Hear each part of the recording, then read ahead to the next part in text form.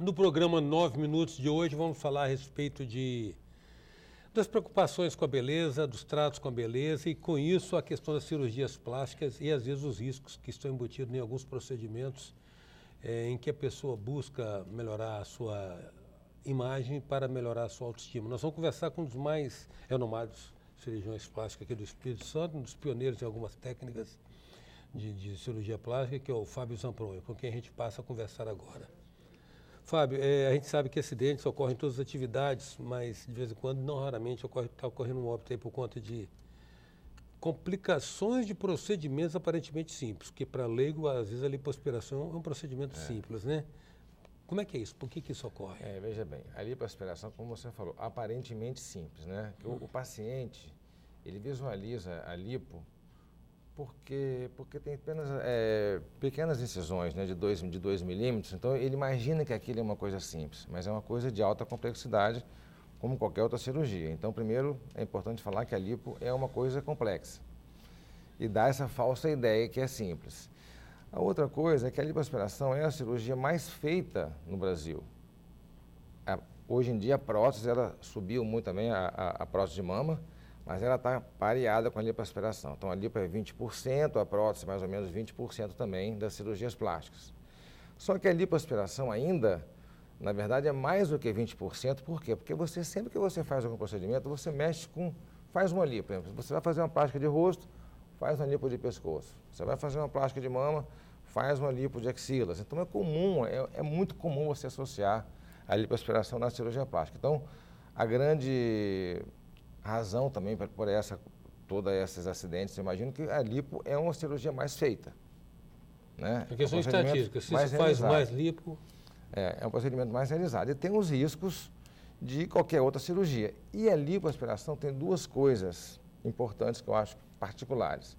Primeiro, a lipoaspiração, ela pode variar muito de áreas corporais. Você pode fazer uma lipoaspiração de abdômen e cintura, como pode fazer uma lipoaspiração de costa, de culote, de pé. Então, varia muito o tamanho. Não é igual uma plástica de mama, que é aquela cirurgia ali, não. A lipo ela pode variar de 1 hora, 2 horas, 3 horas, 4 horas, porque pode ser uma coisa muito abrangente.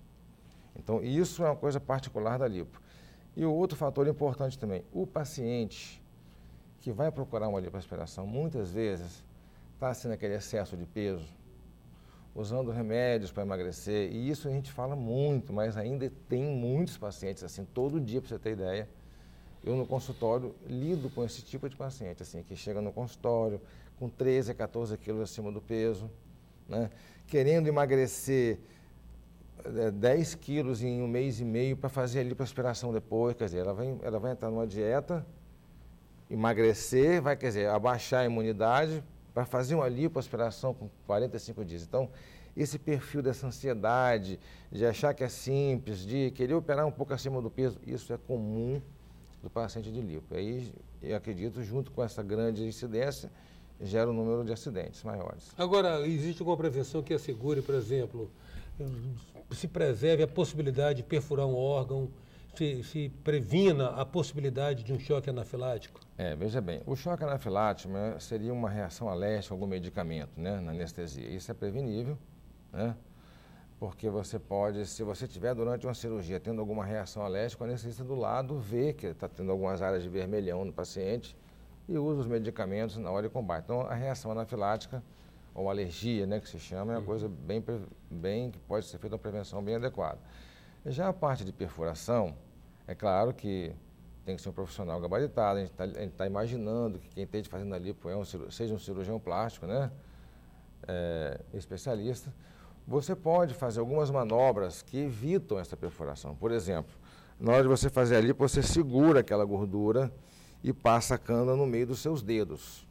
Então você entra com a cana ali, como se essa prega aqui fosse uma gordura. A certeza que tudo ali é gordura. Que tudo ali é gordura. Então evita daquela cânula mais perfurar. Vertical, perfurar. Então o sentido tem que ser mais horizontalizado, mais perpendicular ao corpo, evitando aquelas incidências mais profundas. Isso aí você pode evitar muitas coisas. Tá, agora, a lipoaspiração, ela é um procedimento estético ou é um procedimento funcional? Na verdade, a lipo é mais estético, né? Estético. É mais estético, é um procedimento que já vem sendo divulgado no mundo há 30 anos. Você tem ideia, ele começou em 82, na França.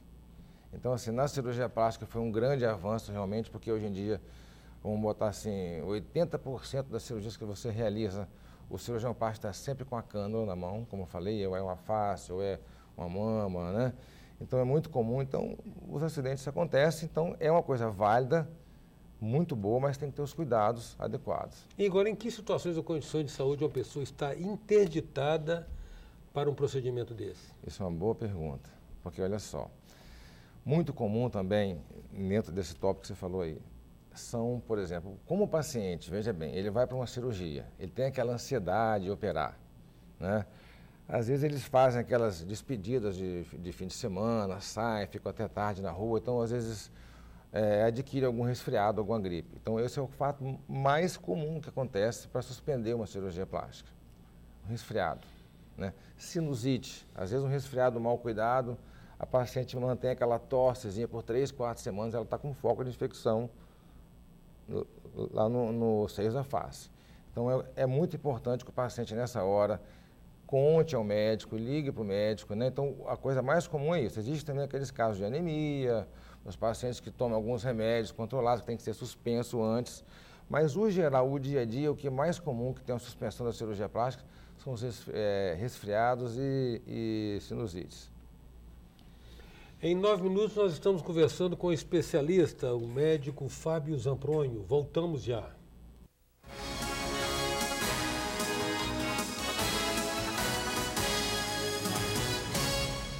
Voltamos com 9 minutos que traz hoje o cirurgião plástico Fábio Zampronho. Fábio, quais riscos potenciais da cirurgia? Sim, quais são os riscos bem, potenciais? Na cirurgia plástica, os riscos mais comuns, né, seria aquelas cicatrizes, né, aquelas cicatrizes altas, queloides. Agora, tudo isso é o que você consegue reverter, ou então cuidar um pouquinho para amenizar, né? Mas os riscos mais graves são aqueles riscos fatais, onde você às vezes associa muito a cirurgia, que é um pedido sempre dos pacientes. Querem fazer muitas cirurgias combinadas. E você, então, cabe ao cirurgião dosar aquilo ali, diminuir a quantidade de cirurgias, porque é menos tempo anestesiado o paciente. E muita agressão também, né? Muita agressão. Hoje em dia, por exemplo, se tem isso bem sedimentado, são 2 cirurgias de vez que se deve fazer. Porque você imagina que um cirurgião ele gaste numa cirurgia de 1 a 2 horas. Então, em 2 cirurgias, ele gasta de 3 a 4 horas. É o tempo que o paciente fica ali anestesiado, ele está perdendo um pouquinho de sangue. Então, é comum que você tenha que sustentar a demanda daquele paciente dentro dessas 2 cirurgias. Você não pode fazer, por exemplo, mama, abdômen, face. Então, tem que tentar o mínimo possível para ser uma agressão menor. Ô Fábio, quais são as cirurgias mais procuradas por gênero, mulher e homem? Na mulher, com certeza, é lipoaspiração e a prótese de mama. Então, essas 2 é quase que 50% das cirurgias do sexo feminino, é lipoaspiração e prótese. Durante muito tempo era só lipo e a prótese hoje aumentou muito.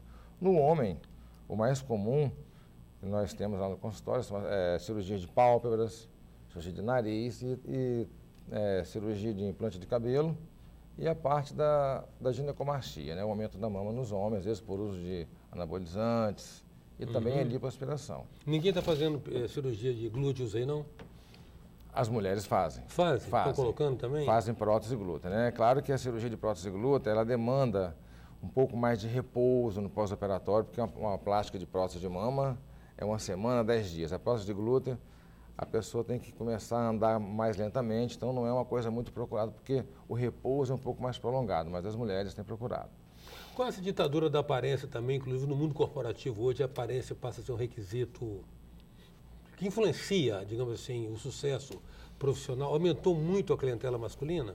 Aumentou muito, muito. Eu acho que muito, porque muitos homens, na verdade, são um pouco assim, querem menos cirurgias que as mulheres. Por exemplo, os homens querem fazer, às vezes, uma cirurgia de vez. Por exemplo, o homem quer fazer, às vezes, o nariz, a pálpebra, né? Às vezes, um transplante capilar. O homem não tem aquela tendência a querer combinar muito a cirurgia, não. A mulher que já tem essa tendência de querer fazer o pacote fechado. Mama com abdômen livre, então você tem que estar ali coordenando aquilo. Mas os homens aumentaram muito. Agora, houve avanço nessas técnicas, incorporação de novas substâncias. Você começou há 25, 30 anos atrás, né? Isso. Você assistiu a grandes transformações do setor desde então? O que eu acho muito interessante é o seguinte... Não parece não, você já tem essa estrada toda. Na verdade, assim, duas grandes coisas importantes que eu acho que mudou muito na parte da plástica. O primeiro foi a anestesia, que era muito comum antigamente, a gente para dizer que a coisa era simples, né? Dizer que era anestesia local. Então era muito comum e hoje em dia a anestesia que se usa mais é a geral. Então os pacientes às vezes têm medo daquela anestesia geral, mas é um conforto para o paciente. São drogas de efeito mais rápido, então o paciente quer dormir.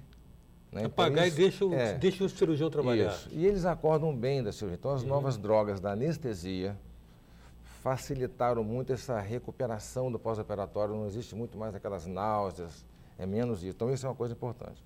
E a outra coisa, na cirurgia plástica, as técnicas mudaram muito, né? Mas o que nós temos hoje de mais moderno é a parte do enxerto de gordura, que as gorduras do nosso organismo têm muitas células-tronco, então você está colocando ali, quando você faz um enxerto de gordura numa mama para alterar alguma retração ou no glúteo, você está levando ali células jovens, né? Às vezes enxerto de gordura em rosto, então tudo isso ajudou muito realmente a parte da plástica e também a parte do transplante capilar, que antigamente a gente cortava os cabelinhos ali a olho nu e hoje em dia com microscópio. Então o microscópio veio realmente para ajudar o cirurgião a ter mais exatidão, que ele está levando aquela raizinha mesmo do cabelo e colocando ali. São coisas, uns grandes marcos na parte da Você que plástica. Introduziu essa técnica aqui no especialista, né? Na nossa época, um tempo atrás, há muitos anos atrás, eram feitos aqueles tufos maiores, né? Então nós começamos a usar essa parte, esses cabelinhos menorzinhos. E como era uma cirurgia muito trabalhosa, muitos cirurgiões não se interessavam por isso. Artesanal, né? Artesanal, longa, demorada, uma equipe grande, então muitos profissionais não...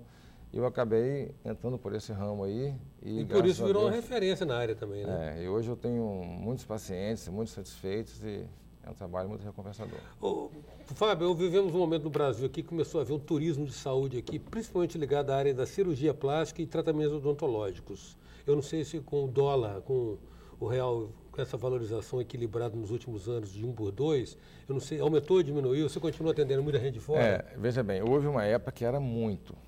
É muito mais barato, pagar a passagem, vir para aqui. E os médicos nossos, o que o médico aqui conversa com o paciente, né, é muito mais do que o médico na Europa e nos Estados Unidos conversa. Eles não têm muita conversa assim, com o paciente. Então, eles gostavam muito disso, daquele o corpo a corpo ali, de perguntar. Ficava às vezes 1 hora com a gente conversando. Então, isso é praticamente impossível lá fora. Você sentar com o médico... Eles são mais frios, objetivos e técnicos. Né, então, hoje, isso é muito importante também. E o preço também, que era mais em conta. Hoje em dia, a Europa com essa crise danada, né?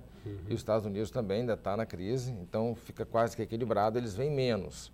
Mas os que vêm mais hoje em dia são aqueles brasileiros que moram lá fora, porque antigamente vinha o americano mesmo, o europeu mesmo, que nunca tinha vindo no Brasil. Esses diminuíram realmente um pouquinho. Agora, hoje o que vem mais são os brasileiros que estão lá fora e não querem ser operados lá. Eles veem os cirurgiões plásticos lá e ficam assustados. Não é possível. Não, mas o Brasil também é uma referência em cirurgia plástica. O Brasil é um marco no mundo, né? Graças ao professor Pitangui, que divulgou tanto a nossa cirurgia plástica. E depois há alunos competentes também, que inclusive o Espírito Santo também me parece que é uma boa referência, não é? No Brasil. E os pacientes brasileiros que moram lá, que vêm para cá, eles ficam assim, assustados assim, com lá. O médico às vezes não tem muita conversa, não tem. Eles querem conversar, pedir... E o brasileiro pede um pouquinho a mais, tira mais um pouquinho aqui. E aquele comportamento que o brasileiro encara com naturalidade, o médico lá do exterior, eles não têm essa paciência. Essa cordialidade. Então eles vêm aqui.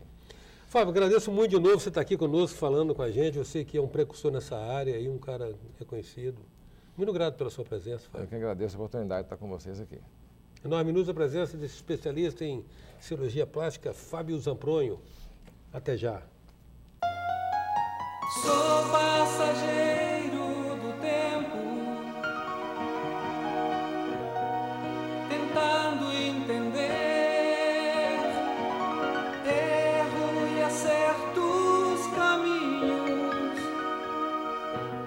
aprendendo a